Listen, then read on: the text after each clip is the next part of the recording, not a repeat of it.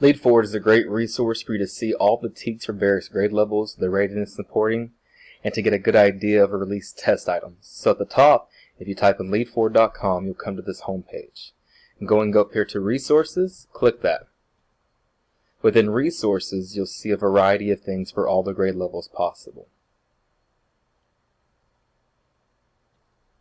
Once the page loads, you'll come to Lead4Ward. Here you can go on the left side for all the columns and be looking at the grade level you're going to want to see. Kindergarten Spanish, grade 1 Spanish, and so forth. The snapshots where it says math actually take you to the TEKS for that grade level, readiness and supporting. So let's click that to get a good idea of the TEKS in that grade level.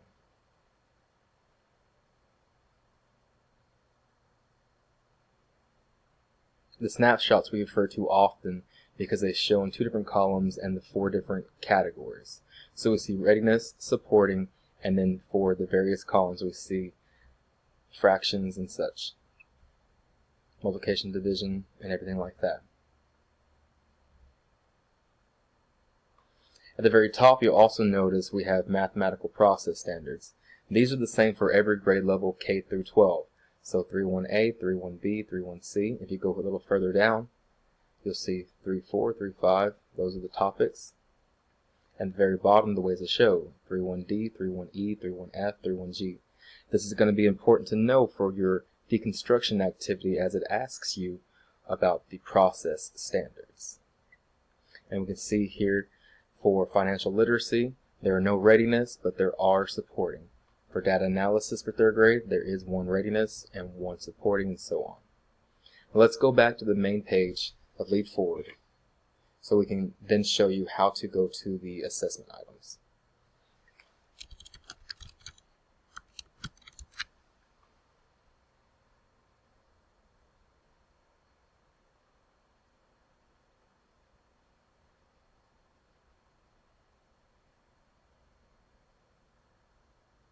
So again, from the home page, we're going to go again to resources.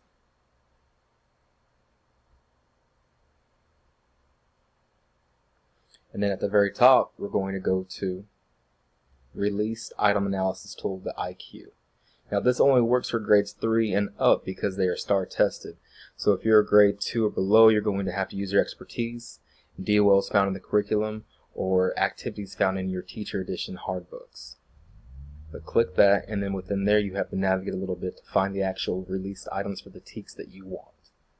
And remember, this is for grades 3 and up.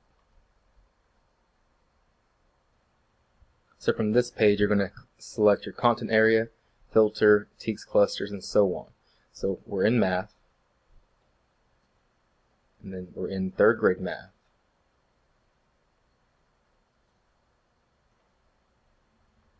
And TEKS clusters, subclusters, or student expectations.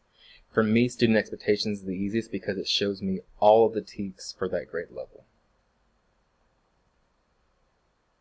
And then from here, you can pick the TEK that you're working on or you want to see. Now remember, on that previous page, you saw readiness and supporting. Readiness tends to be the column of TEK, the type of TEK that we focus mostly on. But for many grades, the supportings are just as important. So you can pick any TEK that you like and then see the released test items for that TEK.